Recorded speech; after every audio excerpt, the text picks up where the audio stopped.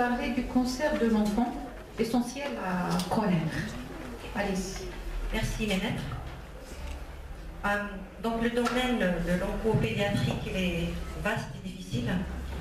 Et je vais essayer à travers de cette communication de partager le peu de connaissances que j'ai pu acquérir pendant mon expérience en pédiatrie générale, donc de faire part avec vous.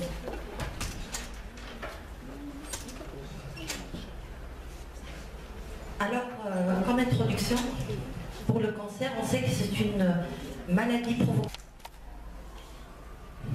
Il faut savoir que quand même le cancer chez l'enfant, il est rare. Il ne représente qu'à peu près 1% des cancers, de l'ensemble des cancers. Et que 50% de ces cancers surviennent surtout avant 5 ans.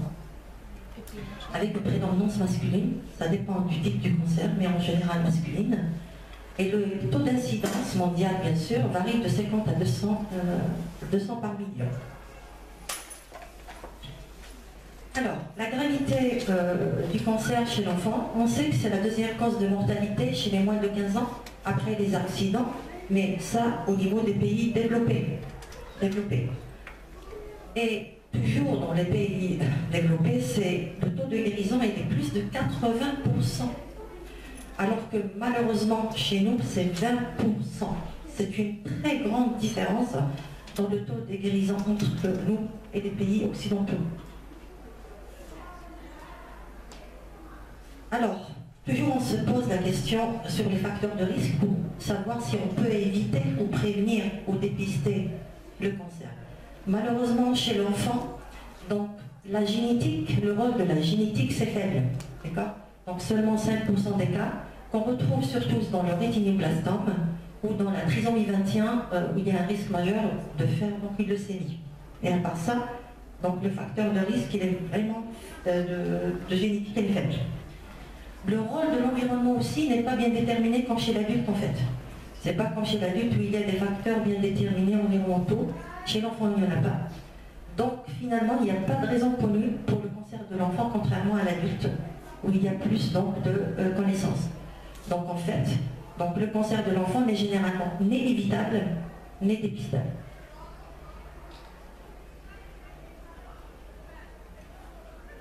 Alors, toujours différence entre l'adulte et l'enfant, ça commence déjà aussi dans les organes atteints. C'est beaucoup plus la moelle osseuse, donc les leucémies, dans les ganglions, et quand tumeur solide, c'est beaucoup plus le cerveau. Le type histologique aussi, ça diffère.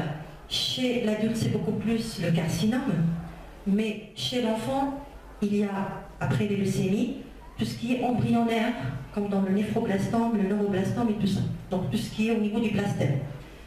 Un autre point qui fait la différence avec l'adulte, c'est l'évolution, c'est la croissance rapide. Comme c'est un corps en croissance, donc même les cellules cancéreuses, il y a une croissance rapide avec risque de métastase aussi qui est très élevé.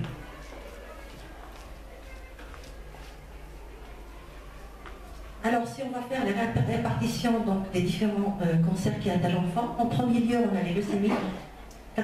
C'est le tiers des cancers, avec surtout lymphoblastique. Il y a les lymphomes, surtout les LMNH, cellules petites surtout. Il y a les tumeurs cérébrales, surtout le myeloblastome qui est très très malin, d'accord. Et il y a les tumeurs du blastème qui sont spécifiques à l'enfant. Ça peut exister chez l'adulte, mais surtout l'enfant, comme le neuroblastome et les néphroblastomes. Alors, le plus important, comme on l'a vu, ce n'est pas évitable, ce n'est pas dépistable, c'est de poser le diagnostic. Alors, comment poser le diagnostic? On a certaines manifestations cliniques, mais malheureusement, elles sont variables, du pas, non spécifiques, et trompeurs, parce qu'on les trouve dans d'autres affections qui sont bénignes et fréquentes de l'enfant. Donc, il peut être la pâleur, la fatigue, l'anorexie, douleur osseuse, donc tout ça n'est pas spécifique. Les hématomes, des ecchymoses, douleur abdominale, céphalée, que ce soit notre trouble neurologique. Donc ce qui inquiète vraiment, c'est la persistance de symptômes en général qui conduit les parents à consulter, parce que ce ne sont pas spécifiques au cancer. Alors comment confirmer le cancer dans ce cas? Donc cette exploration de confirmation, elle est pluridisciplinaire. Il y a l'imagerie, il y a l'anapathie, il y a la biologie, que ce soit la biologie simple ou moléculaire, plus avancée. Dans les leucémies, il faut toujours donc avoir le frottis sanguin, le myélogramme pour mettre la cellule cancéreuse. Et pour les tumeurs solides, si on peut avoir accès, donc c'est la ponction ou biopsie avec l'étude anapathique. Quand on va confirmer donc, la nature maligne de cette cellule, donc on doit compléter toujours le bilan. Donc premièrement, il faut préciser les dimensions et l'extension locale de cette tumeur, c'est-à-dire la localisation précise, le site d'origine, les contacts avec les organes de voisinage. Après, on va toujours rechercher ce qu'on appelle les métastases, c'est-à-dire les cellules cancéreuses à distance, ce qu'on appelle le bilan d'extension, parce qu'il est très important pour prendre la décision thérapeutique. Et enfin, donc on va faire une étude des fonctions cardiaques, rénales, hépatiques et pulmonaires, tout ça, ce qu'on appelle le bilan pré-thérapeutique, parce qu'il va subir un traitement très lourd. Alors pour le traitement, quel est l'objectif chez l'enfant? L'objectif c'est d'obtenir la guérison avec le minimum de risque à court, moyen et long terme. Parce que c'est un petit enfant, donc on craint après son avenir, tout en préservant au mieux sa qualité de vie pendant et après donc, les traitements. C'est pour cela qu'il faut une équipe pluridisciplinaire, c'est-à-dire l'application de professionnels de différents domaines, que ce soit médical, social, éducatif et psychologique.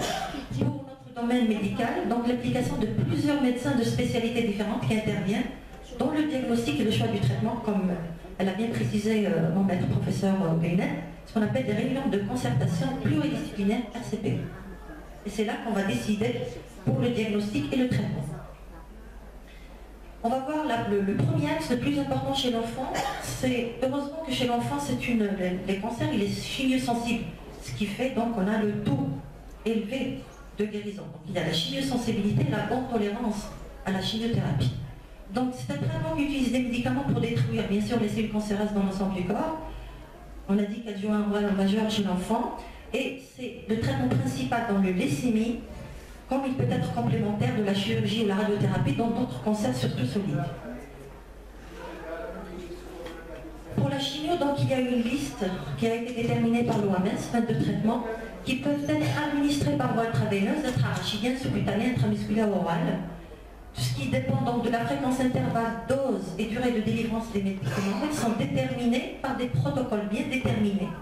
Donc selon l'efficacité du traitement et selon la tolérance. C'est pour cela qu'on a un protocole bien défini pour chaque pathologie, pour chaque cancer.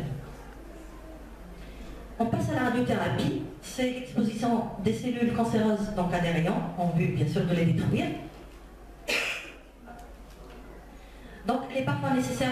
Quand est-ce qu'elle est nécessaire? C'est pour assurer un meilleur contrôle local ou si la tumeur elle est vraiment agressive, donc on va, après l'ablation, elle sera insuffisante, donc on est obligé aussi d'éradier. Il faut savoir que les rayons eux-mêmes, ils ne sont pas douloureux, mais ils peuvent provoquer des effets secondaires tardifs et qui dépendent donc bien sûr de la dose des rayons, du volume irradié et surtout de l'âge de l'enfant. Alors les soins de support, je pense que mon maître a bien expliqué que c'est vraiment une partie intégrante et c'est pas juste secondaire ou optionnel en fait. Ça fait partie intégrante parce qu'il faut assurer une meilleure qualité de vie pour l'enfant. Donc c'est pour cela, ça vise quoi? Ça vise de prendre en charge les effets secondaires des traitements qui sont très lourds, tout ce qui est vomissement, nausées, tout ça, il faut bien le prendre en charge. La douleur, évaluer et traiter la douleur qui est très importante, surtout chez un enfant. Vous voyez un enfant qui a mal, et c'est vraiment, ça fait mal, d'accord? Donc il faut bien prendre en charge la douleur de l'enfant qui est très difficile. La prise en charge psychologique, la prise en charge diététique et l'assistance sociale parce qu'il y a beaucoup de démarches administratives à faire et ils ont vraiment besoin de l'aide dans ce domaine.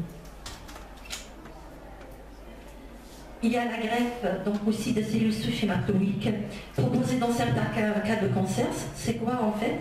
On va essayer d'avoir des cellules de la moelle osseuse, donc cellules souches médulaires, de cellules souches périphériques donc du sang ou carrément du sang placentaire ou du sang du cordon.